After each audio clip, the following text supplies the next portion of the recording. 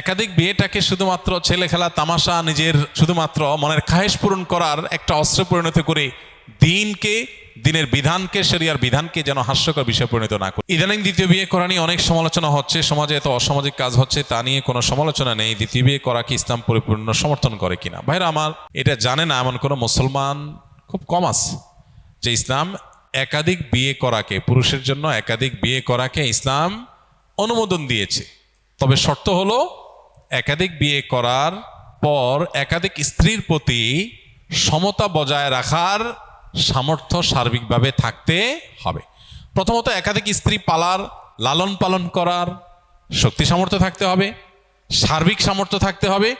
দ্বিতীয়ত, সামর্থ্য থাকলেই হবে না, ইনসাফ করার সামর্থ্য থাকতে হবে। আল্লাহ বলেছেন, ফাইন খিফতুম আল্লাহ তা'দিলু ফাওয়াহিদা, যার এ আশঙ্কা হয় যে না একাধিক স্ত্রী হয়ে গেলে একজনের প্রতি ঝুঁকে যাব, আরেকজনের খবর নেব না, আরেকজনের প্রতি বৈষম্য হয়ে যাবে, জুলুম হয়ে যাবে, ভরণ পোষণ দিতে গিয়ে একজনকে বাড়াই দিবে আরেকজনকে দেব না, এরকম যদি আমার ভিতরে কোনো একটা সাইডে ঝুঁকে পড়ার আশঙ্কা থাকে, বৈষম্য করার আশঙ্কা থাকে, ফাওয়াহিদা, তাহলে তার জন্য একটির বেশি করা তার জন্য জায়েজ নাই। এটা হলো মৌলিক কথা। এরপরে হলো মোটা দাগে যে বিষয়টি আমরা সবাই জানি, সেটা হলো দ্বীনের বিভিন্ন বিষয়গুলোকে হাস্যকর প্রমাণ করবার জন্য, বিতর্কিত করবার জন্য আমাদের অনেকের যেরকম ইম্যাচিউর আচার আচরণ এবং ভূমিকা, এটার যেমন দায় আছে, আবার অত্যন্ত পরিকল্পিতভাবে দ্বীনের বিভিন্ন বিষয়কে সমাজে হেয় করার একটা অপচেষ্টা এদেশে, মুসলমানদের সংখ্যাগরিষ্ঠ যে দেশে, সে দেশে কিছু মানুষ বিভিন্নভাবে করে যাচ্ছে, সেটাও আমরা জানি। এই বাস্তবতা আছে।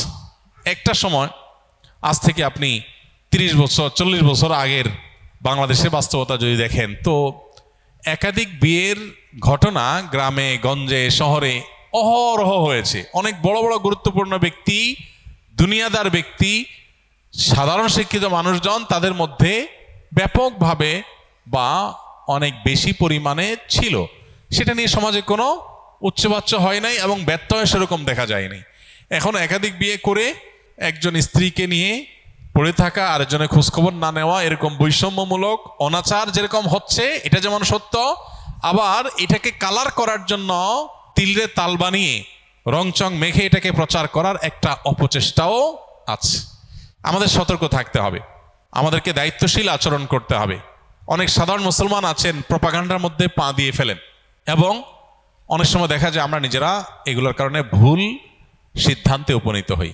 তবে আমি আবারও বলছি, একাধিক বিয়েটাকে শুধুমাত্র ছেলে খেলা তামাশা, নিজের শুধুমাত্র মনের খায়েশ পূরণ করার একটা অস্ত্রে পরিণত করে দিনের বিধানকে, শরিয়ার বিধানকে যেন হাস্যকর বিষয় পরিণত না করি। দেখুন, কোনো ফ্যামিলিতে এরকম বহু ফ্যামিলি আছে, আমি পার্সোনালি চিনি, এরকমও আছে যে স্ত্রী কোনো কারণে স্বামীর সঙ্গ দিতে পারছেন না, সেভাবে সঙ্গ দিতে পারছেন না, শারীরিক অসুস্থতা হতে পারে, কত সমস্যা হয় মানুষের।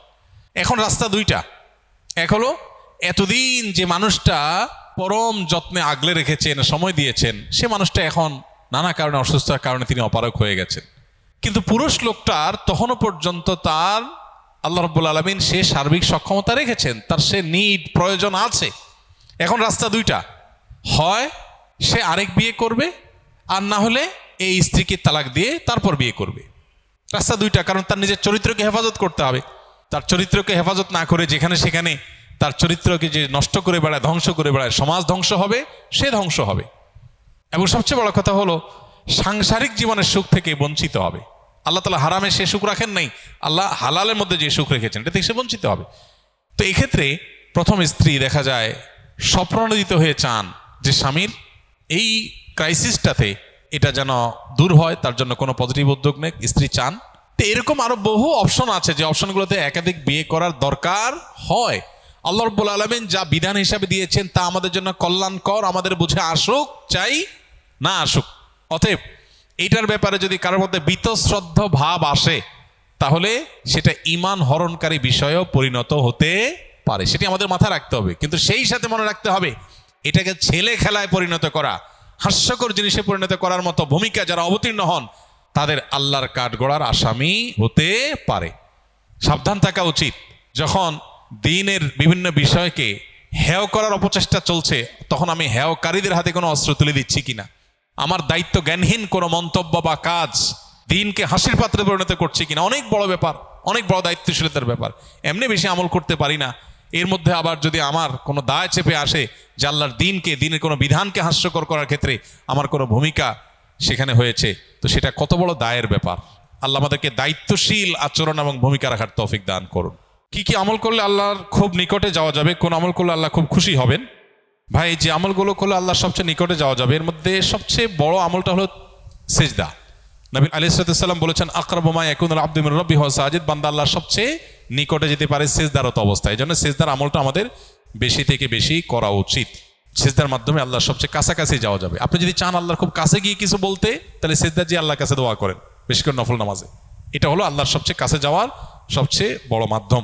আর কোন আমল করলে আল্লাহ খুব বেশি খুশি হন বা সবচেয়ে বেশি খুশি হন, এটা আসলে আপেক্ষিক। নবী করিম সাল্লাল্লাহু আলাইহি সাল্লামকে একই প্রশ্ন করা হলে তিনি কাউকে বলেছেন আউয়াল ওয়াক্তে নামাজ পড়া, কাউকে বলেছেন যে আমল নিয়মিত করা হয় সেটা সবচেয়ে আল্লাহর প্রিয় আমল। তো এটা আপেক্ষিক। কারোর যদি কোনো আমলের অভাব থাকে, ত্রুটি থাকে, তার ওই ত্রুটিটা পূরণ করাটাই আল্লাহর কাছে প্রিয়। কারণ নামাজটা মাশাআল্লাহ শুরু ওয়াক্তে পড়েন উনি, কিন্তু আমলের কোনো কন্টিনিউশন নাই, তাহলে সে ব্যক্তি কন্টিনিউয়াসলি কোনো আমল করবে, এটা তার কাছে তার জন্য বেশি গুরুত্বপূর্ণ। আল্লাহ এতে বেশি খুশি হবেন। কারোর হয়তো মাশাআল্লাহ নামাজ ভালো আছে, এটা ভালো আছে, কিন্তু সালাম দেওয়ার অভ্যাস নাই, তো সেই সালামের অভ্যাসটা বেশি করবে। আর এর বাইরে আল্লাহর পছন্দনীয় কাজের তালিকা, এটা নিয়ে আমাদের একটা ভিডিও আছে ইউটিউবে, সেটা দেখতে পারেন। সেখানে আমরা কোরআনে এবং হাদিসে ইন্নাল্লাহা ইউহিব্বু বলে যে সমস্ত, এই শিরোনামে যে সমস্ত আমলের কথা বলা আছে, আল্লাহ তাআলা অমুককে পছন্দ করেন, অমুক কাজ পছন্দ করেন, এই তালিকাটাকে নিয়ে আমরা একটা বক্তব্য দিয়েছি, সেটা ইউটিউবে আছে। সেটা ফলো করলে, অনুসরণ করলে আল্লাহর ভালোবাসার, আল্লাহর পছন্দের আমলগুলোর তালিকা আপনি জানতে পারবেন। আস-সুন্নাহ ফাউন্ডেশন, উম্মার স্বার্থে সুন্নাহর সাথে।